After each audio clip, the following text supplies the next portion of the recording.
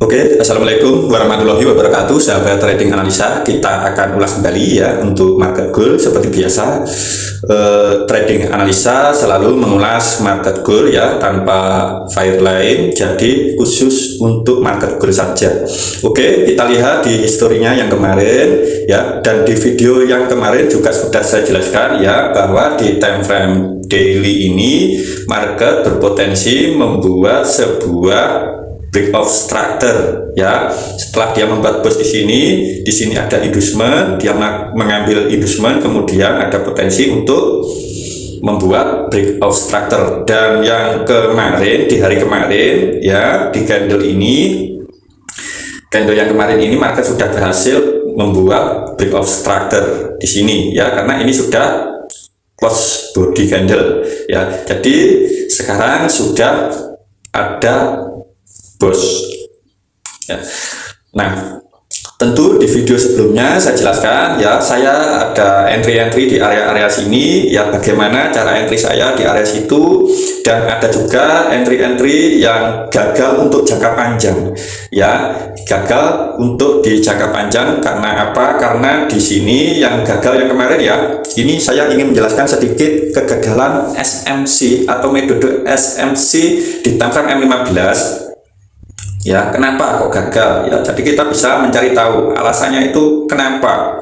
Nah, ini ya, yang kemarin di sini ada sebuah change of character di sini dan dia gagal untuk melakukan kenaikan ya. Itu kenapa? Biasanya yang di video-video sebelumnya itu saya jelaskan ya, bahwa change of character di time frame kecilnya bisa jadi inducement di time frame besarnya ya. Coba kita lihat ini. Di time frame besarnya ini biasanya menjadi sebuah inducement. Jika di time frame M15 itu biasanya inducement dari time frame H1 ya.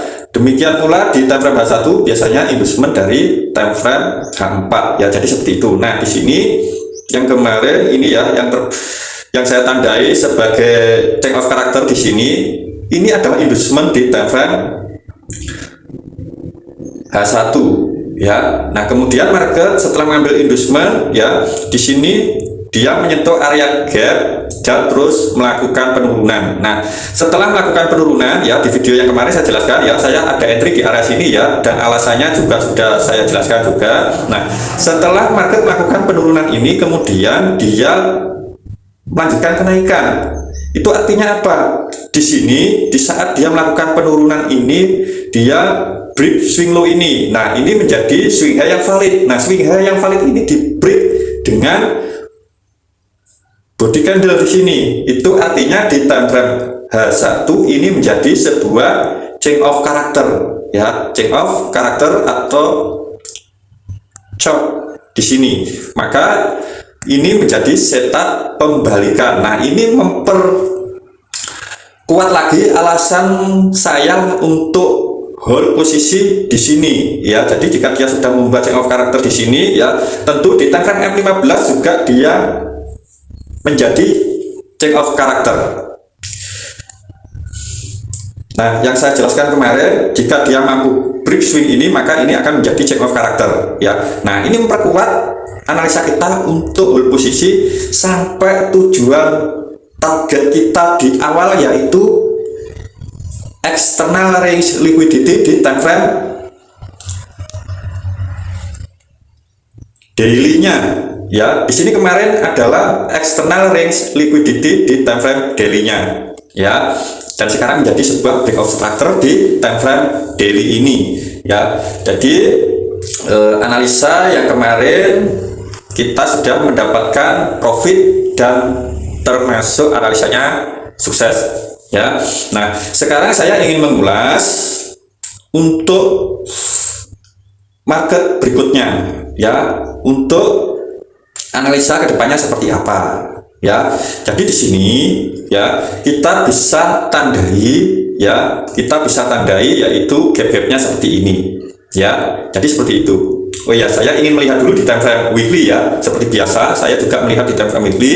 Yang kemarin saya berharap market itu close candle-nya itu di atas dari shadow ini atau swing low ini ya. Close candle ini di minggu ini saya berharap close-nya itu di atas swing low ini, tapi di sini justru dia melebihi target ya. Bahkan dia ada kemungkinan ya nanti dia break dengan body ini. Jika ini nanti dia mampu break dengan body, maka sinyal-sinyal kenaikan ini jauh lebih kuat lagi ya. Tinggal kita nanti tunggu retest, semisal dia retest ya sampai menutup shadow ini ya, sampai menutup shadow ini seperti yang di video yang kemarin. Yang mana yang kemarin ya, dia mampu menutup nah ini ya di sini. Jadi kita bisa entry nantinya di saat dia retest ya, retest seperti ini, kemudian dia menutup. Nah ini menutup seperti ini ya, ini juga nanti juga demikian ya, juga demikian. Tapi ingat, kita juga perlu lihat gap-gap di time frame kecilnya ya. Jadi jika ini nanti di time frame weekly ini ya, di time frame weekly ini dia mampu close candle di hari ini ya, di hari ini nanti, di minggu ini dia close candle dengan break body ini, maka candle berikutnya ini ada potensi akan menjadi candle kenaikan ya. Setidaknya kita bisa tandai external range liquidity atau swing high tertingginya. Jika nanti ada retest penurunan, maka kita siap-siap untuk open posisi B dengan target di swing high tertingginya ya. Jadi seperti itu. Nah, di time frame daily seperti weekly seperti itu ya. Di time frame daily sudah saya katakan tadi, kita hanya menandai fair value gap-nya seperti ini ya. Setelah kita tandai gap-gapnya seperti itu ya, jadi jika ini di hari ini nanti dia close candle seperti ini dan ini ada gap lagi, maka kita bisa tandai gap yang di sini ya. Kita bisa tandai gapnya yang di sini untuk open posisi B-nya ya. Jadi seperti itu. Tinggal nunggu konfirmasinya di time frame kecilnya nanti seperti apa. Untuk menunggu konfirmasi di time frame kecil sudah saya jelaskan di video-video sebelumnya ya. Tinggal cek saja di video-video sebelumnya seperti apa.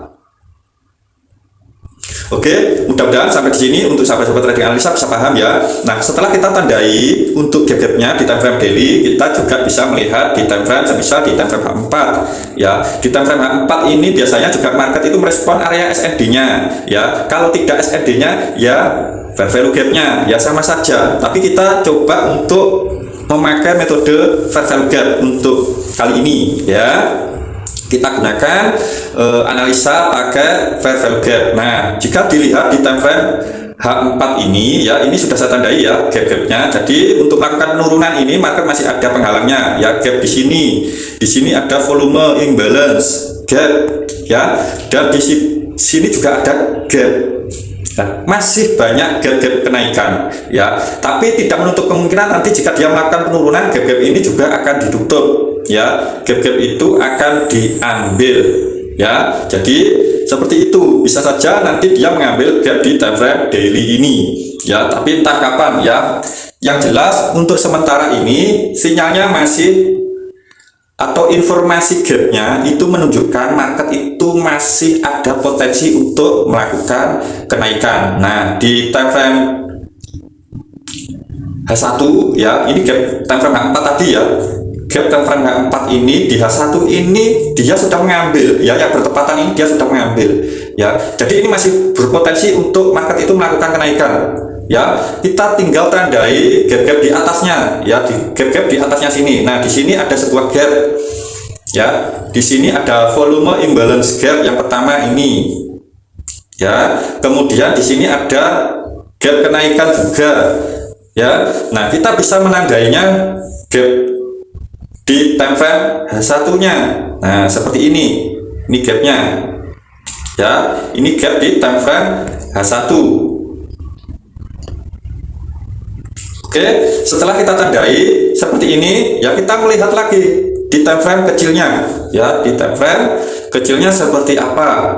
Nah, di time frame kecilnya di sini ya, di sini market gap yang pertama di time frame M15 ini sudah diambil ya, sudah diambil menjadi gap di time frame H1. Nah, berarti gap berikutnya ya di bawah ini ya, ini sudah saya tandai ya, gap time frame M15, gap berikutnya di situ. Jadi ini kita bisa hapus yang di time frame H1 nya kita hapus, kita tandai gap di time frame M15 ini ya. Nah, sebenarnya tadi ada formasi gap penurunan seperti ini ya.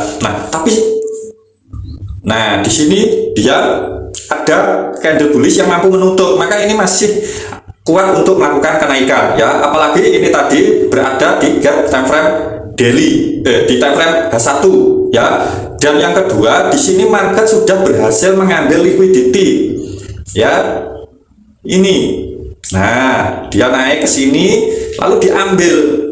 Nah, ini menjadi inducement ya, itu menjadi sebuah inducement. Kita tandai gapnya. Jika kita mengacu pada SFC ya, kita bisa open posisi entry di sini ya. Contoh seperti ini, saya ada open posisi entry di area-area ini ya. Saya ada open posisi di area-area ini ya. Jadi kita bisa open posisi di harga 3194 ya. Tentu targetnya ya, target maksimalnya sebenarnya di area swing high tertinggi ini ya, di area external range liquidity ini ya. Untuk SL nya, jika target kita di situ ya, ini saya berikan contoh saja ya. Jika saya menargetkan di situ, sahabat-sahabat trader analisa bisa mengambil dengan cara ini ya, dengan cara ini, semisal ini. Nah, target saya itu berada di situ ya. Saya mencari perbandingan 1:2. Nah, semisal seperti ini, 1:2.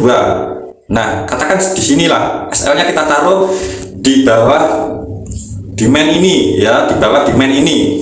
Kan ini perbandingannya 1:2 ya.